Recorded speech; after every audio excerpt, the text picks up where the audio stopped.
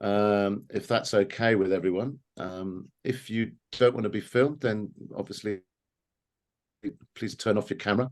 But also at the same time, it's really lovely if you don't mind, please keep your cameras on, unless you're eating your lunch and you've got spinach in your teeth or whatever. But it's really encouraging for the speakers to. I noticed lots of people just checking their teeth. Then it's really good if for our speakers, if they can see you and your physical reactions to their astonishing presentations. My name is Jamie, and this is, I think, our 5th workshop. And we have several more coming, and we're planning a second span of workshops because they've been so popular. These are all ways of getting involved in the thinking behind the Humanity Project. So very briefly, the Humanity Project is an alliance of groups, a rapidly growing alliance of groups that are congregating around a specific piece of thinking. Some people here have not been involved in activism ever before. Some of us have been doing it a long time. Personally, I've been an activist for 35 years. And the thinking goes like this. In order to address the cost of living crisis, in order to address the economic crisis, the climate crisis, the perpetual war crisis, to address all of these crises, the Humanity Project is focusing on what we believe to be the fundamental crisis, which is the crisis in governance infrastructures themselves. In other words, how humanity makes decisions. We believe that this is the ultimate focus for our work. There is nothing more ordinary than upgrading an operating system when it's out of date. And that's literally what we're doing. It's nothing to do with left wing or right wing. It's all about upgrading an archaic system. So that's the fundamental beating heart of the Humanity Project. And it's an honor for us to have had so many different groups coming on board because they're attracted to this fundamental idea. This evening, you're going to be hearing from 2 people who are going to tell you the amazing story of what's been happening in Cornwall. And they were doing that separately to us before the Humanity Project got going. And it's like a marriage made in heaven. So what you're going to be learning tonight is so much already on the same page as the Humanity Project. But we have so many great lessons to learn from the people who've been doing this great work in Cornwall. Just before I hand over, tiny bit of housekeeping. Some people have got used to doing this with their hands when they agree with something. It looks really odd, but it's just a habit that people have developed. If they agree, they go like this, okay? So it's nothing more esoteric or strange than just a way of showing appreciation and support, all right? So if it looks odd, well, it actually is odd, but it's just what we do. Please put your questions and comments into the chat.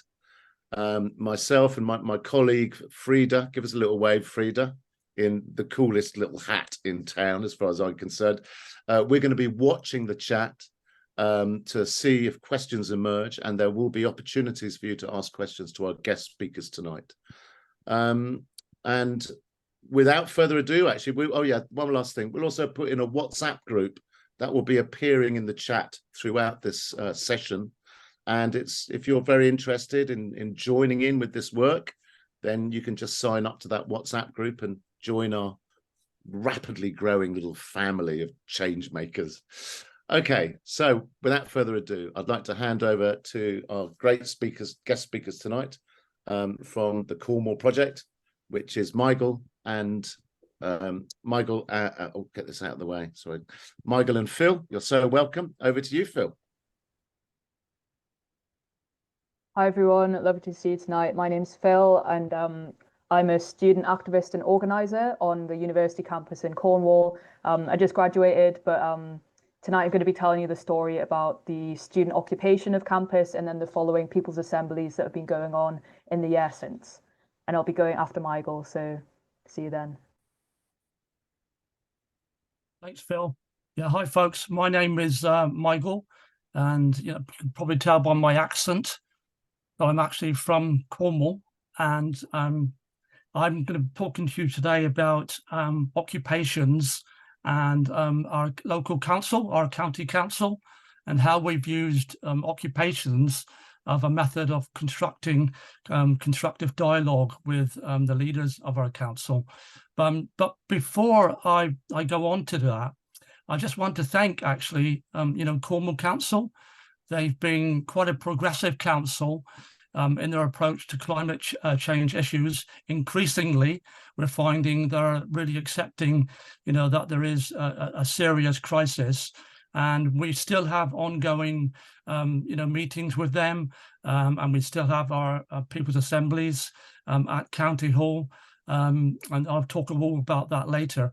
But just a thank you to the council, and especially to the carbon neutral team at the council, and also the portfolio holder for climate and environment. Okay, so first of all, I just want to say why I'm here. Yeah, well, I'm here giving these talks and why I've been involved in climate activism.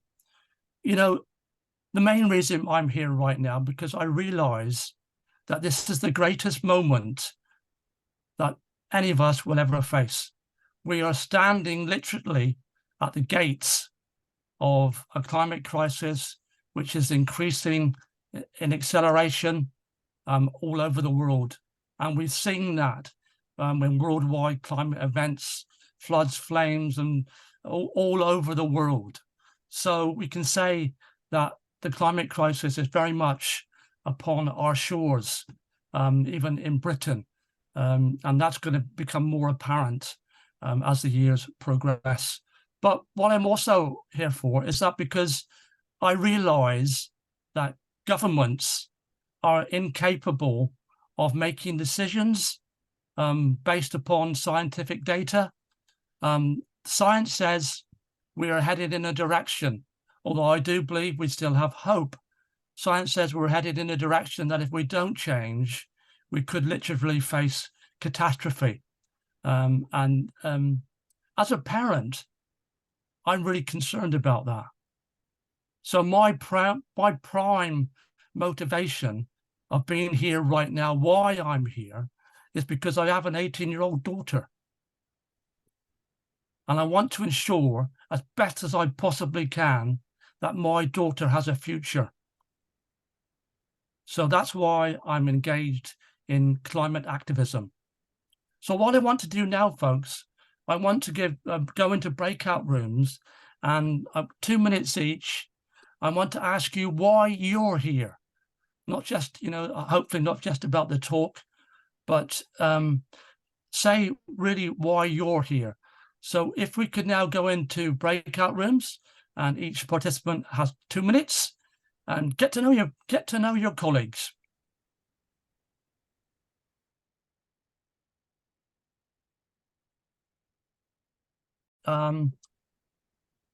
So what I'm now going to do, I'm going to go on now to start my talk about occupations and County Hall and Cornwall County Council. But firstly, what I want to do, I want to place these actions in a context. And the context I want to place the actions in is about the social, political, and economic landscape which Cornwall has. Now, Cornwall has it's one of the biggest counties in Britain, and it has a population of just over 570,000 people. So it really is, it's a very rural area. And within Cornwall, we're one of the poorest regions, actually, in Britain. Lots of rural deprivation. And we used to get money from the EU. So we used to get lots of money from the EU. But unfortunately, with Brexit, that has stopped. The European Union, put us in a category where we were actually in Cornwall one of the poorest regions in Europe. So that's why we got extra money. So demographically, what we find in Cornwall is that we're having an increase in older people, and especially since the COVID crisis, what we found is that many people came to Cornwall to buy up second homes. Many older people came to Cornwall to retire. So that has had a major impact in what we have right now in the housing crisis in Cornwall. And I know other parts of Britain, have the same problem with housing. So these are some of the issues which we've actually tapped into in our people's assemblies, by inviting, for example, housing groups to our people's assemblies. So that's been, important for us. So yeah, again, Cornwall's a very poor area, lots of rural deprivation. People come to Cornwall and they see the wonderful beaches. They see the coast and the coastal footpath. What they don't see is they don't see the spine of Cornwall. And the spine of Cornwall is very poor, folks. The centre of Cornwall, it's quite poor. And also, what people don't realise also is that, believe it or not, Cornwall is one of the most polluted counties in Britain as well. So, that's an aspect from a social point of view. Economically, well, Cornwall, as you might guess, it's fishing, farming, and tourism are our main industries. Increasingly, we're finding fishermen, are losing their livelihoods, and a greater reliance, on tourism and also, farming. So economically, again, quite low wages for Cornwall, and the amount of money. We often have seasonal workers. So, what we find a lot of local people working in the summer, but not in the winter. So, and also politically, it's very interesting what we have in Cornwall, because we have a tradition of being independent, through our history. Independent in, for example, members which go on to, formulate the councillors at County Hall. We have a strong Liberal tradition and a strong independent tradition in Cornwall of councillors. But that all changed in 2021 when we had the election of the Conservatives. So we have a majority in the council, and the majority is run by the Conservatives, and also county-wide MPs. We have, county-wide MPs, 6 constituencies. They're all actually Conservative. And the worry is for many people that with an increasingly outer population coming to Cornwall and young people moving out of Cornwall because of work concern, that what we'll find that in the future, it could well be that the state that relationship of having a fixed, so to say, governments of Cornwall by one party is going to be established more so than it was in the past when we had a liberal and independent tradition. Okay, so that's what a bit about Cornwall. And just finally, about the landscape of Cornwall. Cornwall actually voted in Brexit. 56.5% of people voted for Brexit. So only 43.5% of people voted to remain. And the reasons given for this in Cornwall, although we got lots of money from the European Union, we still voted Brexit. Well, the reason for this was the idea, take back control, and the idea of migration. So that was the reason given why Cornwall actually voted in the way it did for Brexit. So that gives you a brief context about where we are actually in Cornwall. So what I want now really to talk to you about is how we established our protest and our people's assemblies at County Hall. So what we actually did is, on a warm September day, on August day, about 10 or 12 of us met outside of County Hall. And we were there actually to, protest about Cornwall Council progress to becoming net zero by 2030.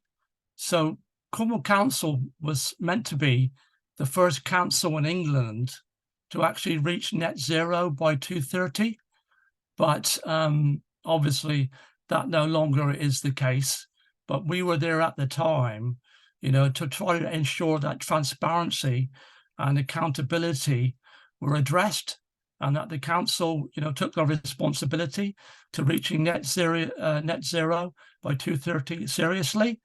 But anyhow, what we ended up, in, outside, at the county hall. We talked to some councillors who came out, but then we formed a circle, and we said, okay, look, we need to do something else. We need to actually, really establish contact with the council, and to prove that we, are really serious about, ensuring that the council has transparency and accountability in reaching their targets. So we got into a small circle and we discussed, and what we came up with, and one of our colleagues, Karen, she actually said, okay, look, I'll write a letter. Her and a couple other of the people there, they wrote a letter, to they said they wrote a letter to the leader of the council. So that was one part of it. And another part, we said, look, we need to do actions as well. So we developed this pathway, and we called it what we call the dual pathway. One side, we wanted negotiation and constructive dialogue with the leaders of the council. On the other side, we wanted protest with the council as well, to ensure that they knew and heard our voice outside of County Hall. So what we did is that we planned, we formed a working group. And again, here, this is really a core issue. It's all about planning. So what we actually did, we planned for a protest. And we planned for a People's Assembly at County Hall. Now, in Cornwall, Cornish councillors return every 2 months on a Tuesday. So what that basically means is that we had to, ensure that our protest and our People's Assembly was on the same day as when councillors return. So just to reframe that again, councillors return every 2 months. All councillors in Cornwall, that is, return every 2 months, to County Hall. So we started to plan. So first and foremost, we formed a working group, and then we set up a series of working groups. And this is really an important, part of the procedure of having a successful People's Assembly and a successful event. It's about planning and designating other people to do tasks. So we had a series of working groups from the media, from the actions and arts, from questions. We had a working group also involved in creating a PA. So these were all something which were really well organized, and it's something which really went quite well, because we had a lot of interest and a lot of people who were involved in those working groups. And we actually then decided to, put on and have our gathering on a Tuesday when councillors return. So what we did is we choreographed the whole event. Yeah, we choreographed literally everything down to the last minute. So everything was choreographed. And I just want to give you a little rundown of our first a protest outside of County Hall, and how we moved in then to develop people's assemblies inside of County Hall. So this is how we actually did it. One of our team, we had what we call a meet and greet team.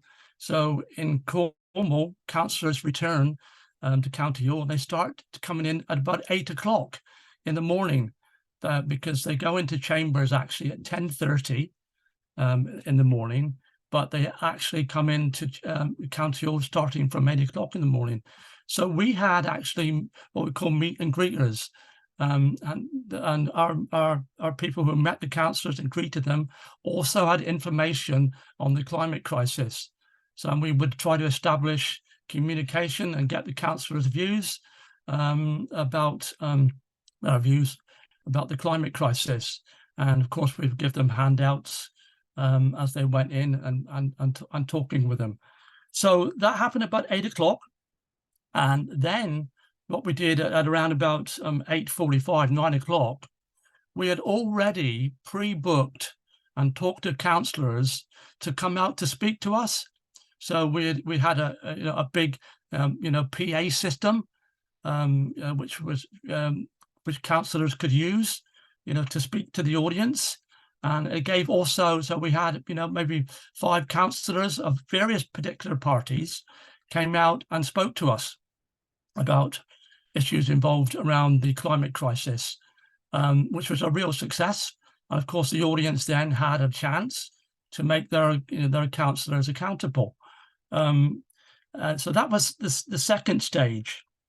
And the third stage, so to say, of that particular day was what we call the people's voice. And let's not forget, so we had about 70 to 80 people outside at this time, which for a first gathering and assembly was a real achievement. So we had what we call the people's voice, in which members of the audience, and this was a real success, ordinary people from the audience came up and they had their voice. They spoke about something which they found passionately concerning the climate and nature crisis. Some sang poems. We even had a choir.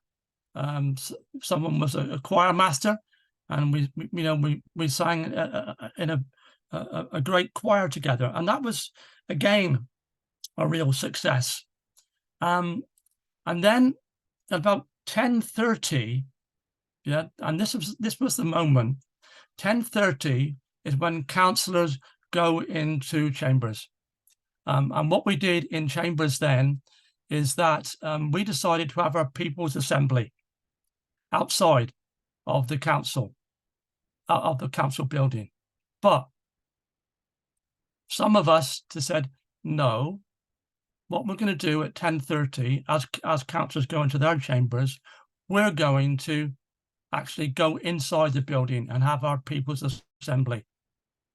So some of us, we went into the building. There was about 10 of us first who went in, and then suddenly when the rest of the people saw us going in, they came in too. So we then sat down in the seats and on the floor, and of course the security came rushing up to us. The facilities manager came rushing up to us, asked us to leave. We said no. We gave them a time frame. We're saying we're going to be here and occupy this space for 3 hours. So that's what we actually did.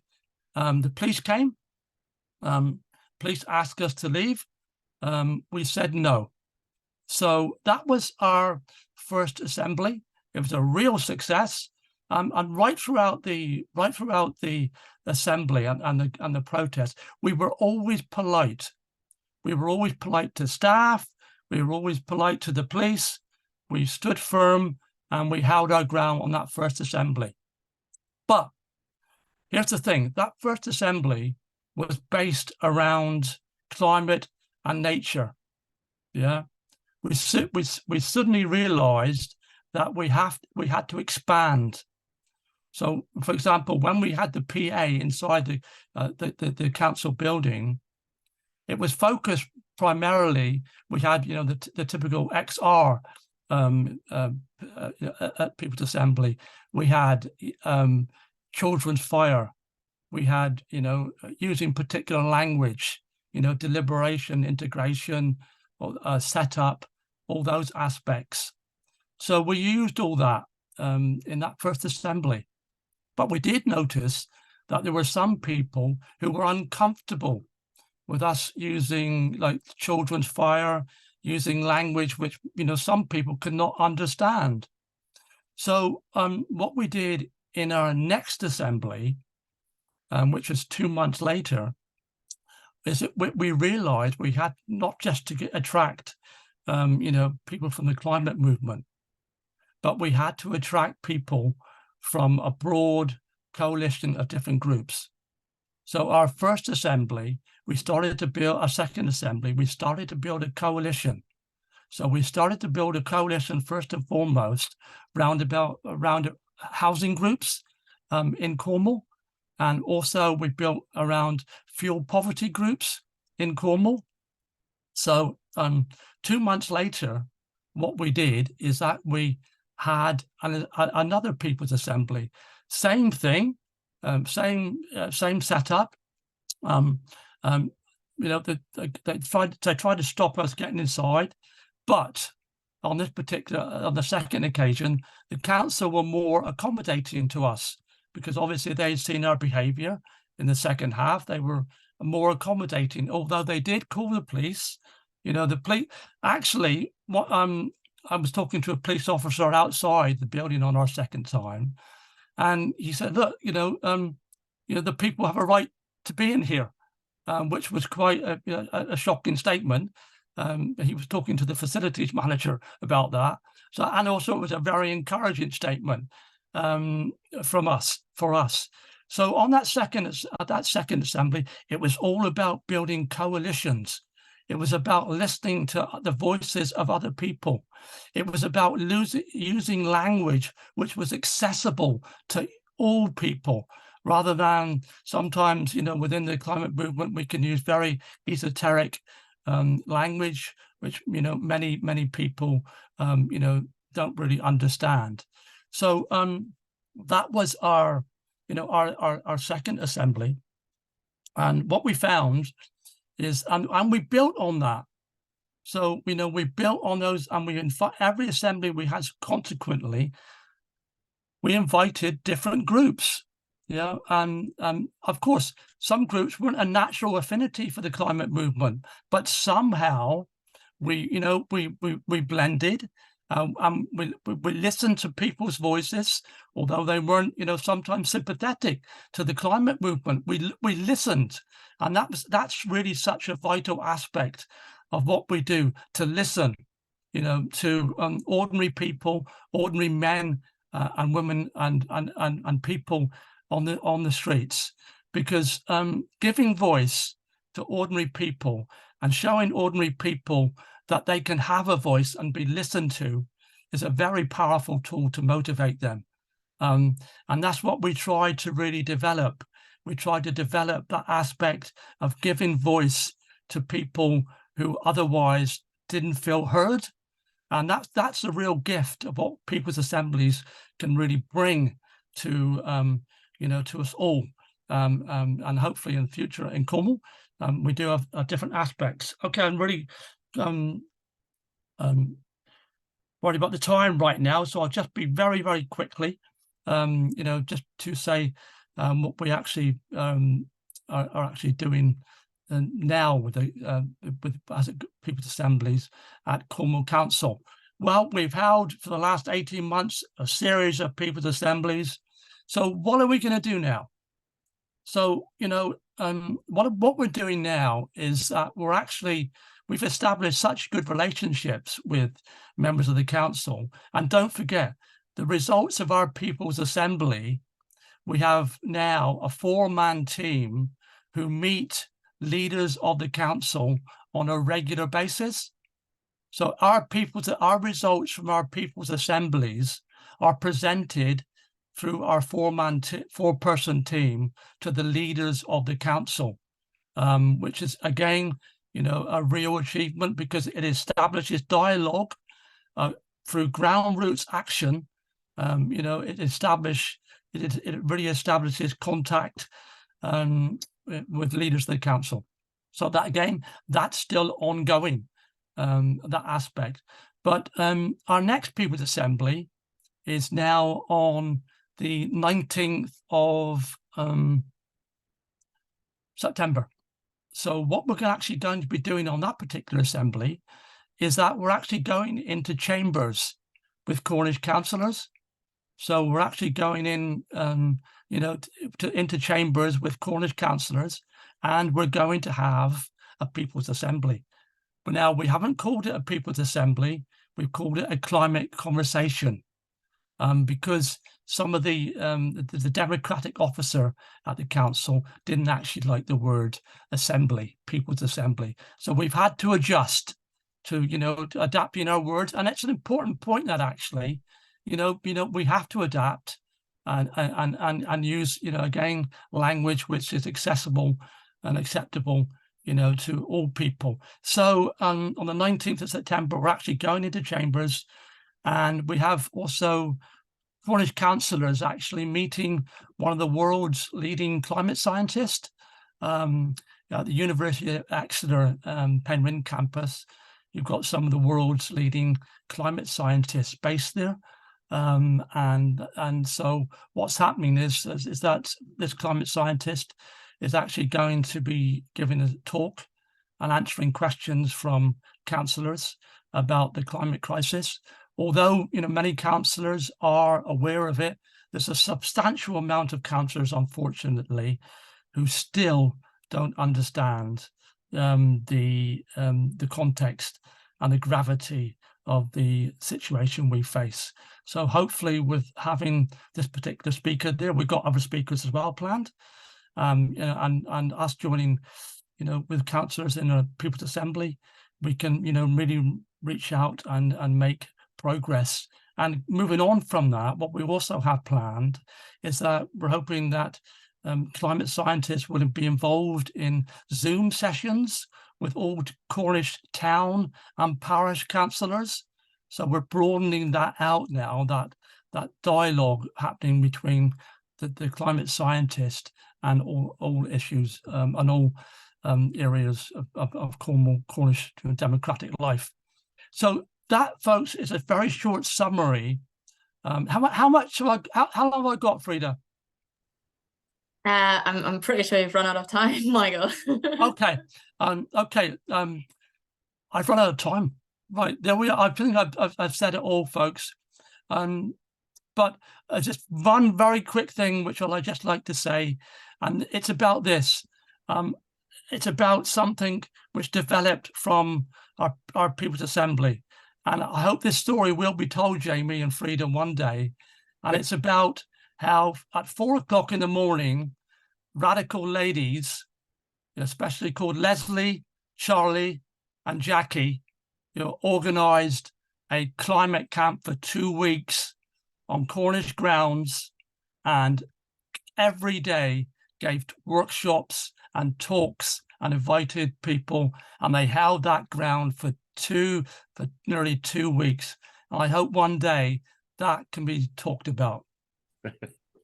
Okay, folks, that's it. So look, any questions? Shoot away. There's some good questions in the chat, actually. Thanks, Myghal, by the way. That was, I mean, the story of Cornwall is bloody marvellous, and it was great to watch everyone listening to you and realising the amazing work that you've done. And by the way, in terms of radical ladies, we have a knitting nana in the audience tonight, by the way, and that's a force to contend with if ever I've met one. But yeah, one of the questions in there, actually, just now from Gray.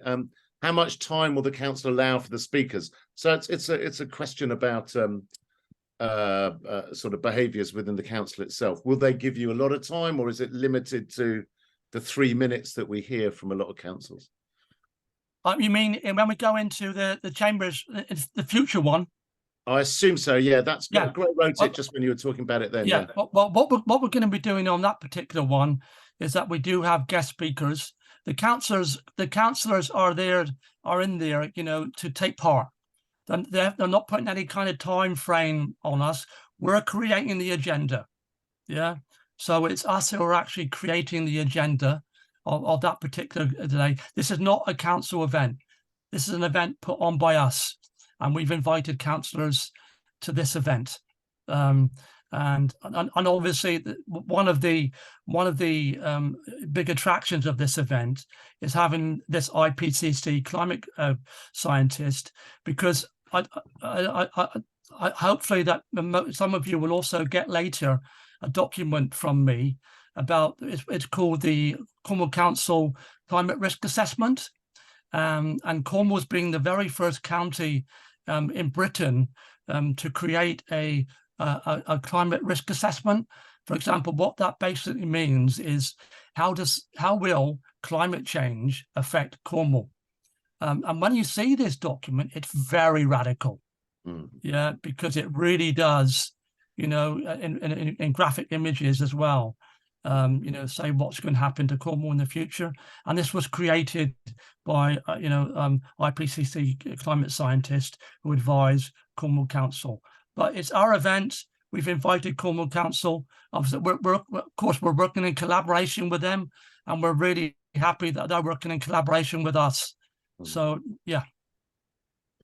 That's great. I'm going to take there's some really good questions in here, and also I can see some hands up, but we're also running a little bit behind schedule.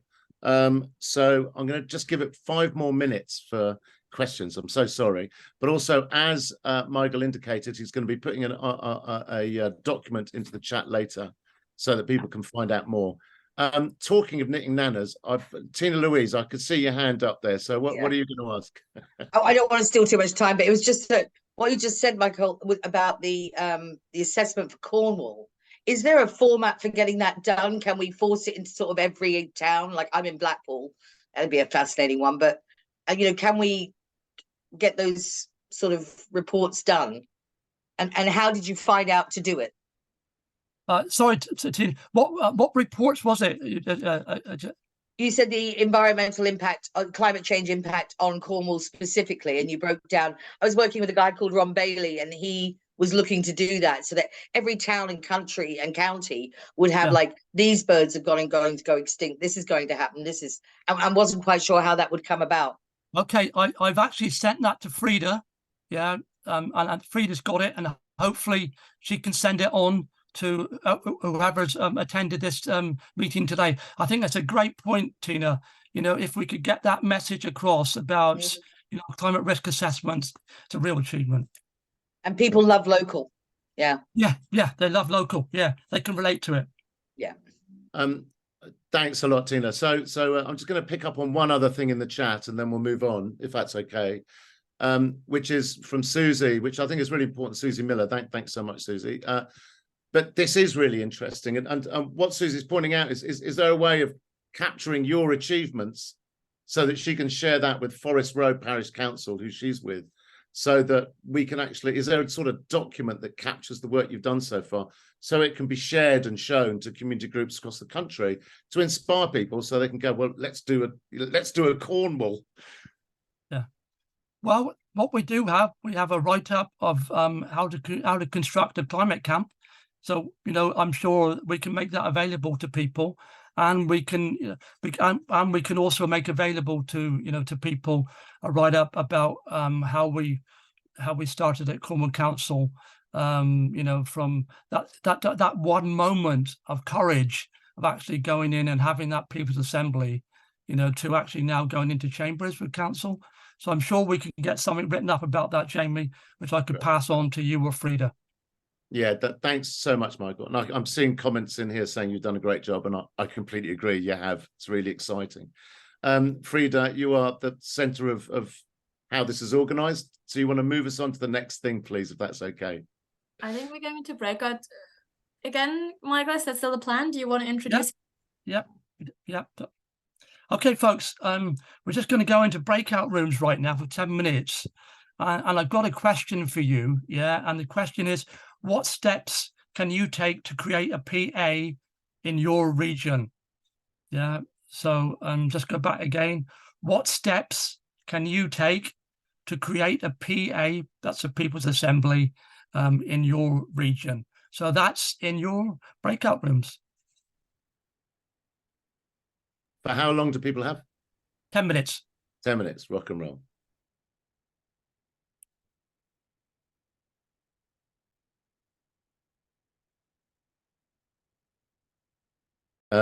Right, so welcome back, everyone.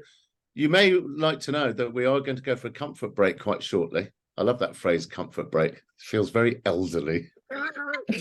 That may be, putting on a different pair of slippers, I don't know.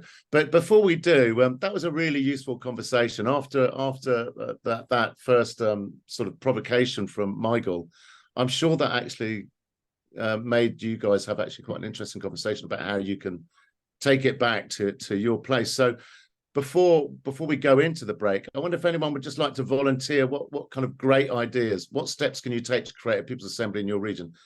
Can anyone just offer me two bullet points from their meeting? I'd really appreciate it before we go into a break. Yeah, Tina Louise, take it away. Consensus in our group generally reached at go for groups that are somewhat like mind, who are angry with like whatever they're angry with. So spread your reach and take in things like, be it climate change or cost of living, and to be as inclusive as possible, even if you disagree with them. Find some way to find something to agree on and bring them in. It was brilliant, that last session. That's great to hear. Thanks so much. The whole thing about whether even if you don't agree, that's what's so important. The tyranny of agreement. We need to escape from that. Does anyone else want to volunteer some of the great thinking that came out of their group? Yeah, this is Kai. Hopefully you can all hear me. Thanks. So I would totally agree. I thought the group was brilliant. I was blessed by having 2 of the 80 people that were part of the original People's Assembly in Cornwall. So they were kind enough to concentrate on myself, and I'm in Surrey. And we've done some interesting things, but it is non-political. This is about people, and politicians shouldn't really be taking partisan positions. And I think we're totally agreed, following on from the conversation before we went in and building on it, every area should at least attempt to have go to the county council and ask for a citizens' assembly protest. We might not get the rain that enables us to get into the buildings as serendipity, but what we may have is many county councils having an aversion to confrontation, that they will at least listen. Great, thanks. My impression from the work that we've been doing is that if you couch it in the right way, you're pushing at an open door. And I think that's one of the things that Cornwall have got so well, actually. Any other? They thought bring some people in that have been there, seen it, done it from Cornwall, because it's always an advantage when we move forward. Any other wonderful feedback from those groups? Because these 2 straight away were really useful. Anything else that people thought, wow, what a brilliant way of doing it? No, see a lot of chin stroking, which is really good. Okay, well, look, that's fine. I mean, oh yeah, go for it. Great, Seb. Might share an analogy that Jean constructed around assemblies, which was that perhaps the beginning of it is quite like a snowball, right? You have to really work together to make that compact part, and then once it starts rolling, it really blows up. And I think that's sounds like it's been the story with the coalition climate conversation, and also I'm sure with the story that Phil will share with us. It's like once you have this community, I think it's hard work to get the assembly going because there's so many different things to do, but it feels so good to be listened to that people want to be involved for the next one. And so then they go, oh, well, can we use this forum and this community to do this thing? And I think, yeah, all the snow comes in and builds a gradually larger snowball. So there you go. That's great. That's great use of snow. Fantastic. But yeah, that's absolutely our experience. It's extraordinary how people, it's so simple.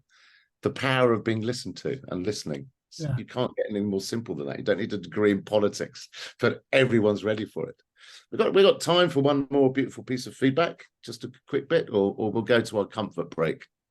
Matt, just a quick bit of feedback. We'd really appreciate it. Go for it. Just a really small addition to the story. We recently had in Cornwall the arrival on our streets of a movement that's given quite a lot of us quite a lot of concern. Time to Wake Up Cornwall. Very motivated, mobilising the community. A sort of GB News-led conspiracy porn agenda. You know, very anti-immigration. And Myghal and others were straight out there onto the streets. And what they did was they went down and talked to them. And I just really, you know, I think there's a long history of protest here, which is, you know, black bloc, fight them, show you're ready to fight. And I just thought it was just like, yeah, way to go, you know, go. I mean, that's not an assembly yet, but that's a really important spirit, I think, is going to really the thing from my humanity project briefing that I took home with me: when people feel listened to, they turn away from fascism. So right on. That's why. Well, that is a fantastic note for us to go and have a comfort break on. Thanks. I really appreciate you putting that in, Matt. It's incredibly important. So, Frida, we've just got five minutes. So if we come back at 1:45, gives us time to have a nature break or a slipper break or whatever it may be. Please come back, because then we're going to have Phil, and it's going to be a beautiful, beautiful thing. Thank you very much. See you in 5 minutes.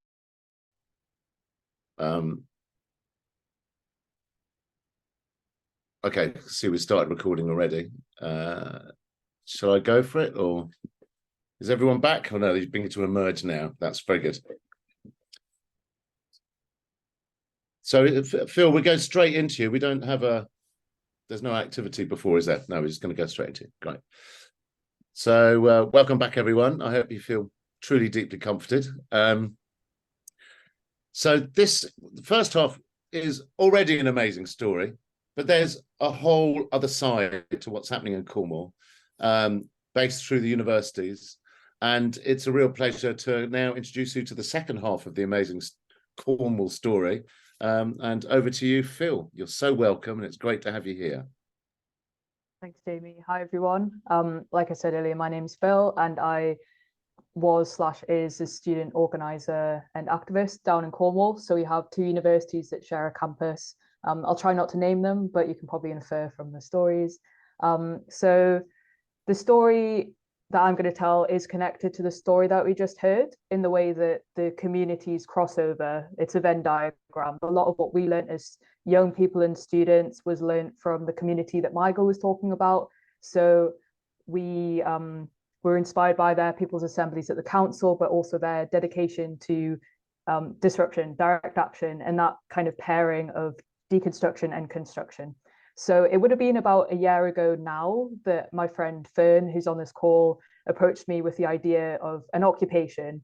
And this was part of the End Fossil movement. So End Fossil is an international movement encouraging young people in places of education to occupy their places of learning, so schools, colleges, and universities, in order to make demands of their universities about the climate, to end the fossil economy.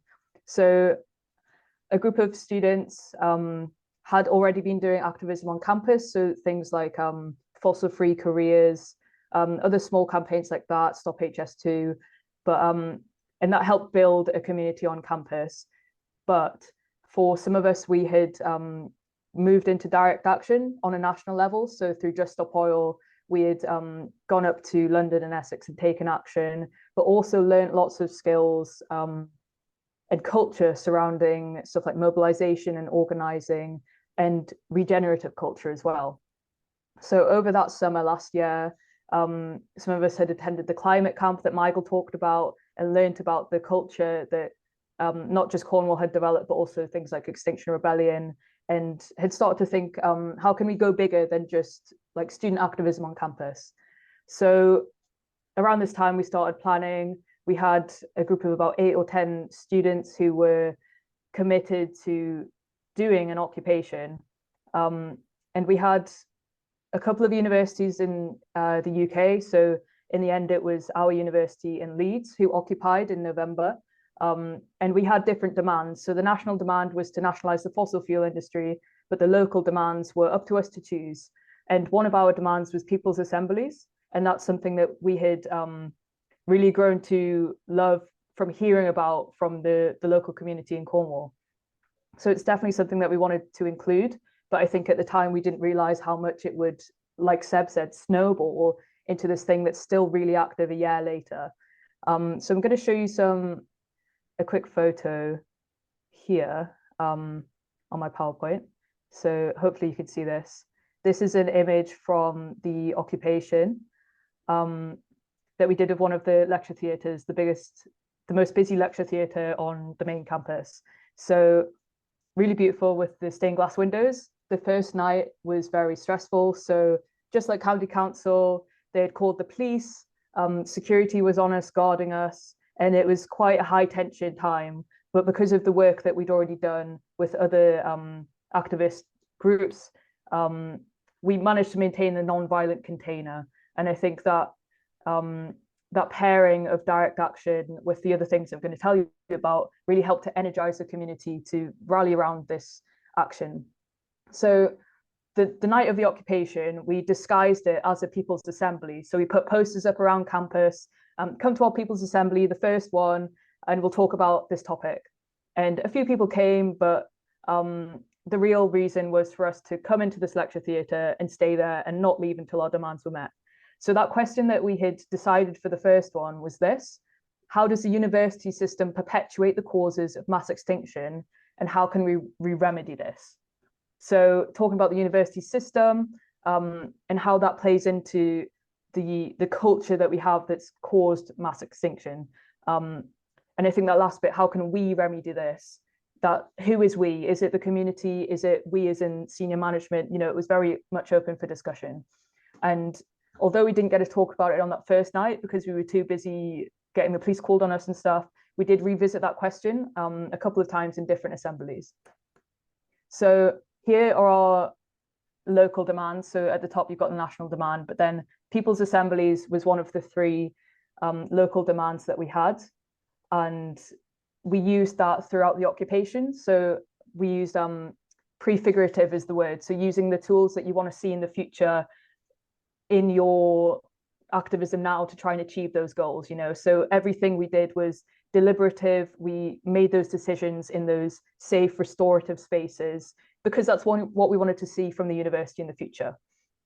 So the occupation went on for 3 days. It rallied a lot of local support, a lot of student support and staff support. So I think I won't go into the occupation too much, how we did it and stuff, but the university was quite responsive, unlike Leeds, who got bailiffs and court orders and dragged them out and whatever. I think the different responses were really interesting. So they were quite receptive to our conversations in the first instance.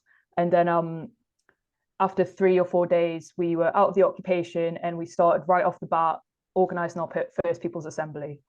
So this is a photo from our first planning meeting. So as you can see, we're in that circle, we're using those hand signals already. And that's stuff that we'd learned from the local Cornwall community, from their People's Assemblies, and then also the Extinction Rebellion Manual. So a lot of this was skill sharing and self-teaching and all of that kind of underground, like stuff you wouldn't normally learn in a university. And I think that's because although at first it might look like climate activism, and it felt like that to us as well, climate activism is about cutting carbon emissions, like recycling and that kind of stuff. The university is really good at that, but this isn't like a scientific or technological problem. This is social and it's cultural, and that those issues aren't getting addressed by universities or the curriculum or anything like that. So I think as we developed in our journey, that's what we kind of figured out. And using these models of relating to each other were really important. And the question didn't become like, how are we going to divest from the fossil industry or whatever? It became, what does it mean to be alive during the 6th mass extinction? How can we relate to each other? How can we live in our communities and be good neighbors when we're going through this whole transformation of what is essentially extinction? And that comes along with all of the social and economic and all of those things wrapped up in one. So we were tackling something a lot bigger than we thought we were at first. But I think in some ways we kind of knew that. So here's a little meme that explains that. So the university, very good at like eco-anxiety, like here's where you can compost your food, but it's like, if you're not actually addressing the root causes of this crisis that we're facing, what are you actually here for? And that question of what a university is for at this time in history has come up again and again in our different spaces.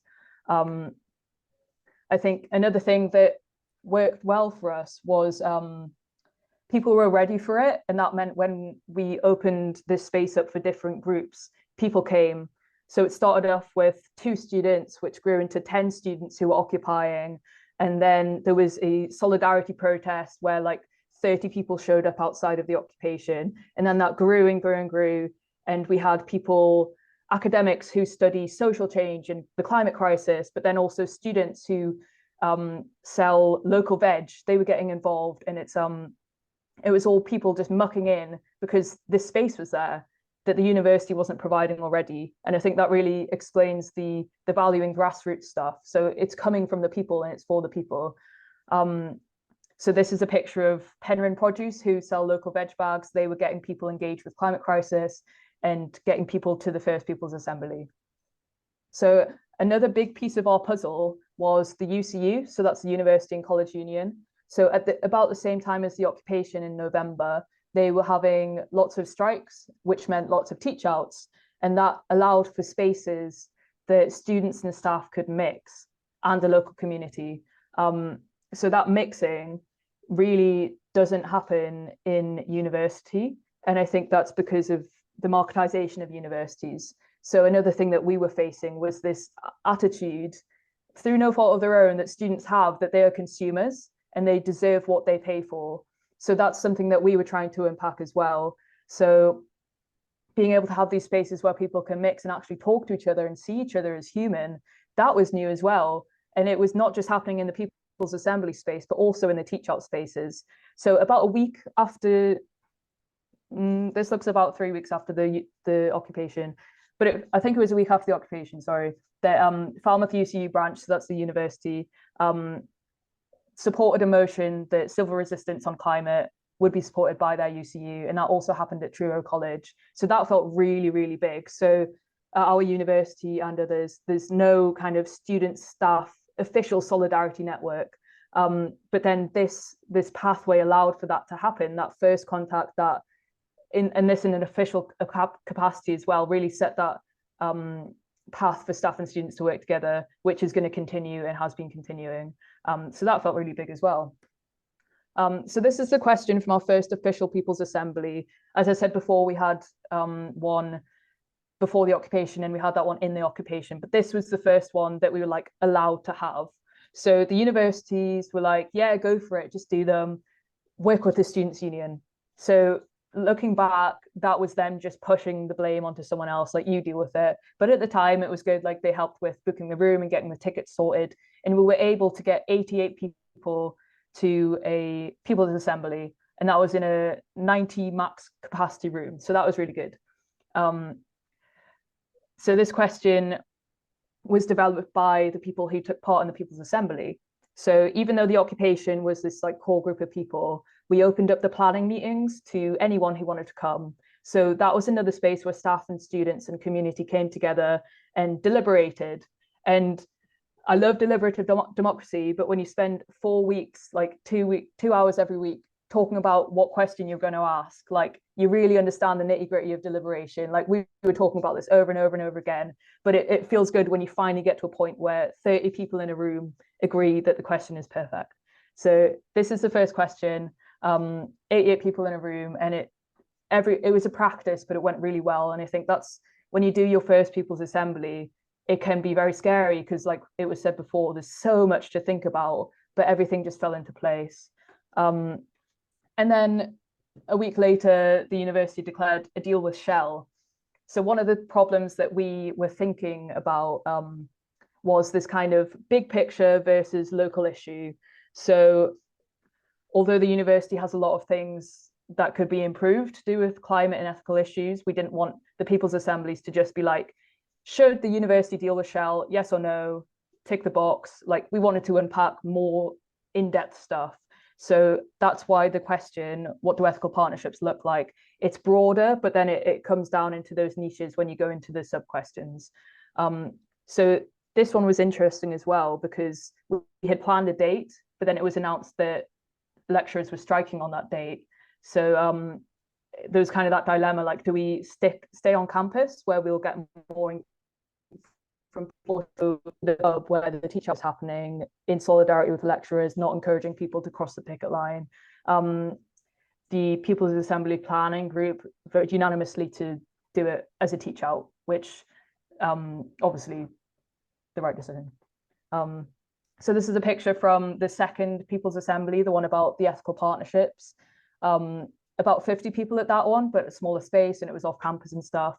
And here's another picture. There's Myghal, who you might know from half an hour ago. But yeah, that one went really well as well. I think I forgot what I was going to say.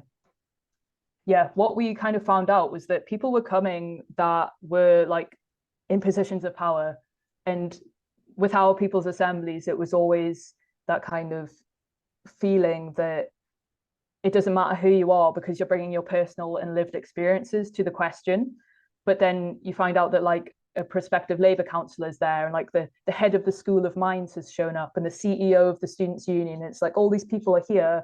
You don't know who they are, but they're in this space, but they're in the same breakout circle as a first-year film student or a biology student or something. And it's just that interrelation of people who never, ever, ever would have talked to each other, all talking about like ethical partnerships and the university, and thinking about how the university could be more autonomous, because if we were more autonomous, like they wouldn't make terrible decisions about their workers and about the climate and stuff like that.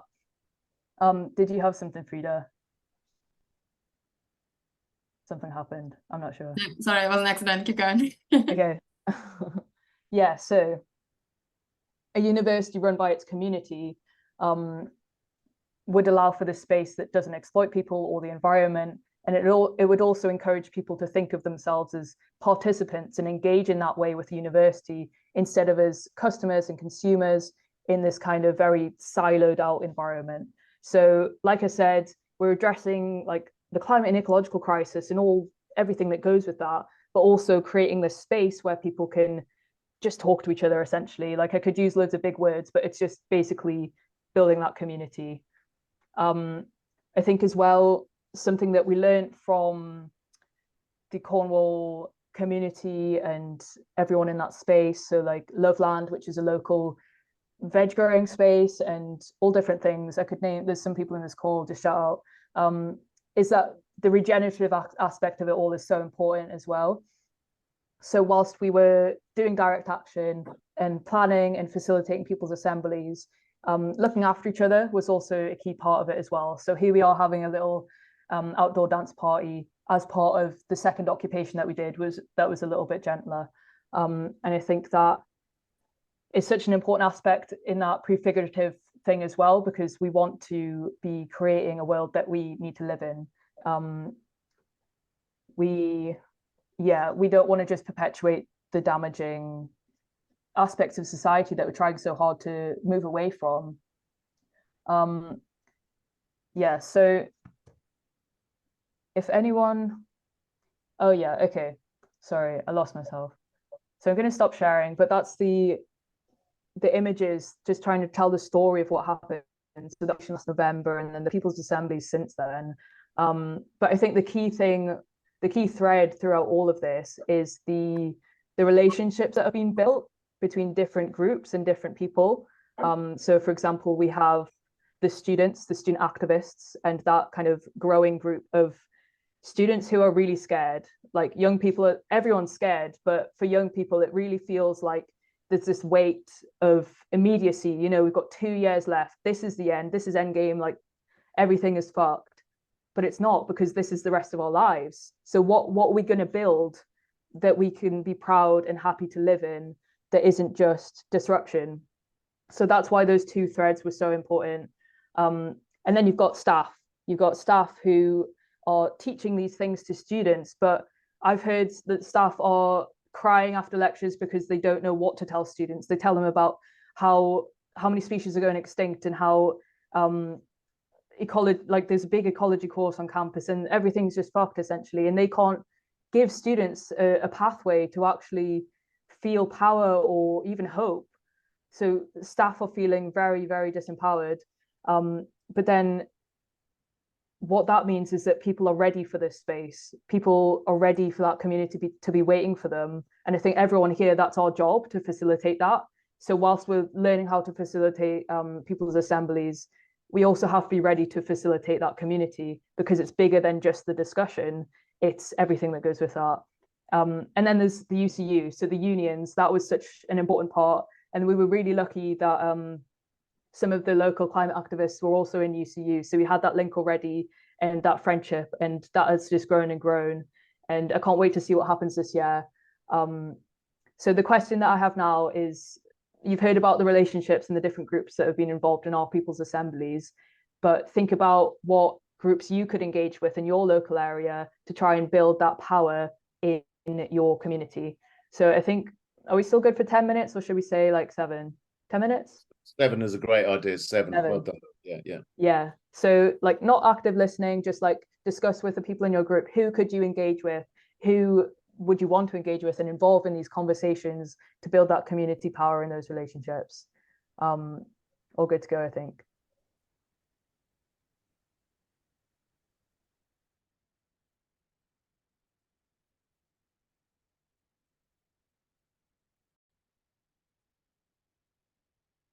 Right. I think that's everyone actually.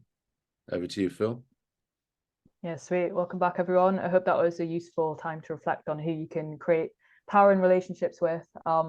Just going to quickly go through like a quick reflection on what I've just talked about, and then we'll have a couple of minutes for questions and we'll finish off. So just thinking about the successes of what we did and what is happening. So I think the high engagement, I think that synergy between direct action and the people's assemblies really helped to like bolster energy within this space, and not just the university but locally as well.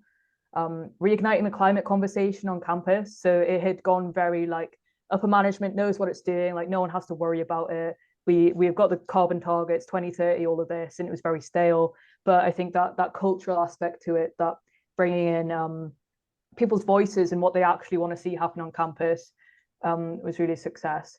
And then also bringing people together who wouldn't have talked to each other before, creating this network of people who really care, which is going to continue through a student and staff developed course called Ecological Citizenship. So it sits outside of the module structure and stuff like that. It's kind of its own autonomous, self-organized course, which maybe you'll hear about in the future, but it's really cool as well. And it'll be supporting people's assemblies alongside Humanity Project and Fat for the Future.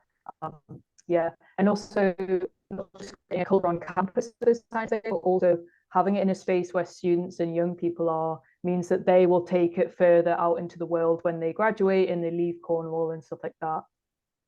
Some of the challenges we faced was accountability. So we had this real focus on like, oh, the university should be transparent and we should hold them accountable to their actions and we should demand them to do things. But I think as it's developed, it's become, how can we just do things without asking them, because that takes too long or they don't do it. The conversation became, what can we do? And also focusing too much on holding them accountable means you lose energy in the community and it becomes tiring and boring and stuff. So yeah, focusing on doing it ourselves was a lesson, I think. Also maintaining longevity in a university, because students are only there for about 3 years. So you have this, like everyone who was involved this last year, most of them have graduated now. So trying to rekindle that spirit and those skills, quite difficult. But again, Faculty for a Future kind of focus on maintaining that within the university through academics and other routes, lessons learned again. And also organizing it on top of doing a degree, quite difficult, quite a lot of energy to be put into it. But I think the value in that was having that community supporting us and also everyone mucking in and doing things together. Yeah, so as I said, we're going to continue working on this kind of thing. We've got a PA coming up in October, and we'll see what happens. It'll be great. Any questions? Yeah. I think everyone feels it has their blocks knocked off by Phil and Myghal. It's fantastic. I'm so grateful to you for giving such a brilliant story and inspiring story. There's some great questions in in the comments. So I'm going to start with them, but also if you have a question, please put your little hand up like this, if I'm clever, you know. So if we're going to chat here, the first one is, Phil, can you or others offer this talk to other university groups? Aberystwyth, Mike's thinking of. Is there the opportunity? Have you got a spokesperson team ready, by the way? That's probably a good way of putting it.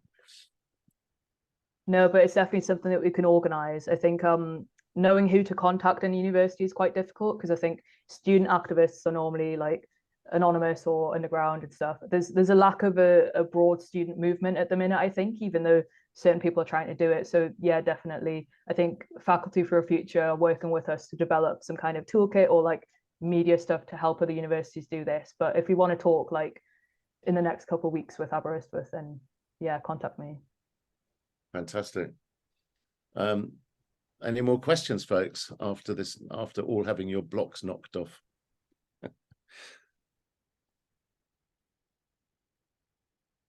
Just while we're waiting for people to formulate any questions, Jordan, do you want to just give us a quick blast, very quick blast of Faculties for Future? Oh God. Hi everyone. Yeah.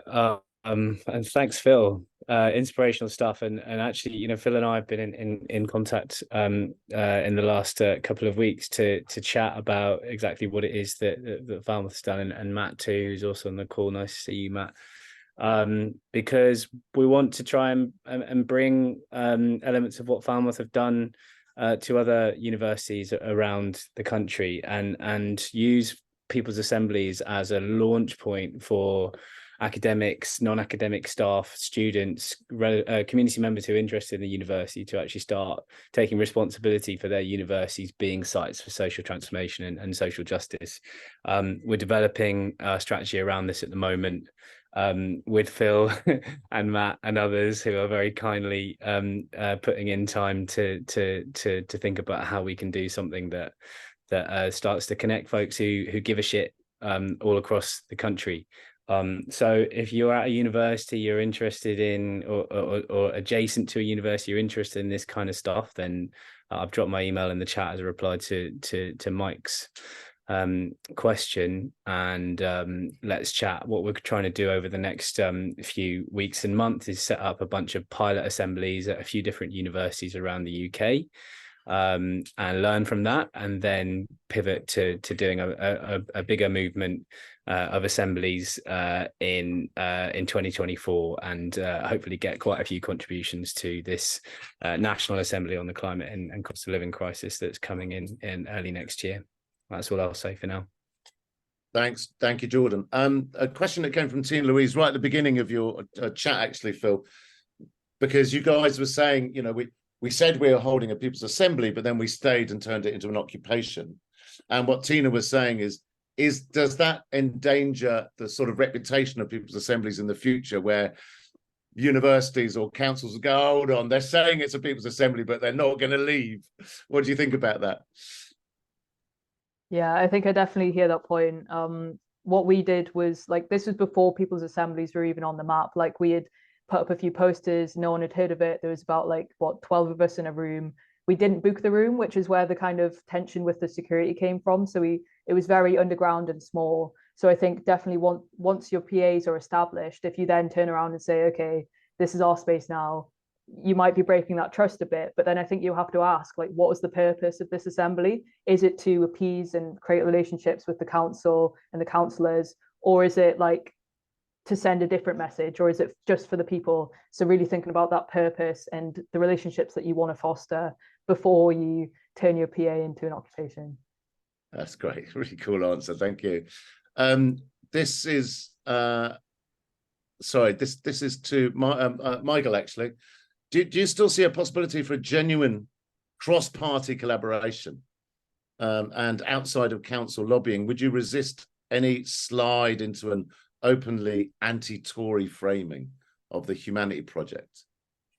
Great question. Well, first and foremost, you know, rhetoric around politics can be poisonous.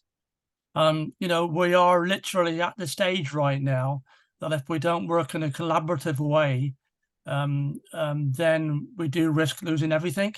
So now is the time actually in which we reach out to each other, regardless of what political party you are.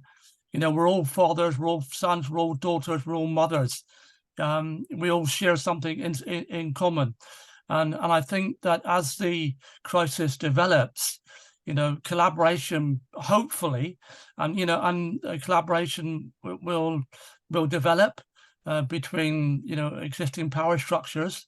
If it doesn't develop, then we are really in a situation which is a downward spiral. And that's where, for me, the Humanity Project comes in. And that vision of having citizens' assemblies. It does offer, you know, an alternative choice in decision making, and to get so-called established political parties to accept that, I think, would be a major step forward. Because, you know, basically, isn't it true that our political system is actually broken? You know, and we've seen this in the last, especially in the last, you know, few years of corruption, you know, cronyism, you know, looking after our mates. We've seen that, and it's been very public in the press about what's happened. So, you know, for me, it's all about collaboration, and, you know, the Humanity Project, I think, can take the lead on that. That's great. Really, really comprehensive answer. I thanks so much. And also, Jean, I can see you're asking, you know, will the recording be available to show to people outside this group? And as Frida has said, yeah, it will be. Please do. I mean, this is a great one. We've had a handful of fantastic workshops, and please do share these recordings. And there's 2 more left. There is 1 more question left, but I've got to say, rather than rush the last questions and answers, it would be nice to finish with grace and without hurry. And there's some important sort of housekeeping things, first of all, which is if you can share, Frida, in the chat, the WhatsApp group. So if you're not on that WhatsApp group already and you'd like to be, please do. This WhatsApp group for all the kind of aspects of the Humanity Project associated with people's assemblies, or what we're calling POPs, popular assemblies. So it's in the chat there now. But also we do, and so we will be putting into that WhatsApp group, we'll put on the links to the talks, but also the links to the last talks that are happening, and also the next set of talks that are going to be happening. We had a meeting this afternoon, and there are actually some really interesting areas that we want to cover, that we've got other experts that we can bring to the Zoom to share their skills with you. But also there is going to be a fortnightly 2.5-hour session where everyone can check in and get all the basic skills about how to run an assembly and how to grow a community group. And that regular check-in will be run by people who are extremely experienced in these areas. So if there's people out there who you haven't got involved in this story yet, please get them to come along to these workshops. Please get them to look at the films that we've done. And also, please let them recognize the fact that this is growing. It's growing quickly. All the initial reactions are that people are ready for this. And we've got a really good support team, so that it's not like, you know, go off and do this and never hear from us again. Quite the opposite. We're going to build a strong, robust network that will grow through to next year. I'm looking down at the comments. Will you be working with trusted people on training? Absolutely. Thanks for asking that question, Denise. They're going to be sharing some of the training with us, and we were meeting with them today.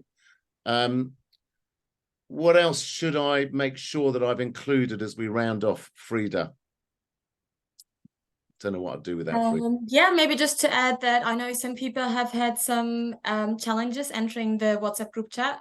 So that's something I'm trying to fix, and hopefully it should be sorted later this evening. If you still struggle to access it tomorrow or the day after, feel free to email us. All of you should receive a follow-up email after this with the climate assessment that Myghal mentioned and the recording of this session. And I think we mentioned this before, but just to say again, if you're really fired up now about running assemblies, please get in touch. Just message on the WhatsApp group chat or email us on that email address that you're going to get the follow-up email from. And we're really happy to support you in running an assembly in your local area. That's it. Okay, we're about to close, but can we use our little wavy hands to show appreciation for what I think was an absolutely cracking workshop tonight. Thanks so much, Myghal and Phil. So much respect. It's absolutely marvelous. So please, folks, as you all might be getting used to by now, make sure that you keep it lit. Please stay in touch. And thank you to everyone who's come tonight, particularly to Frida, who has helped organise all this, and to Phil and to Myghal for such a great one. Keep it lit, ladies and gentlemen. Have a great evening, and onwards and upwards, as some people may say. All the best. Bye-bye. Thank you, everybody. See you again soon. Bye all. Bye.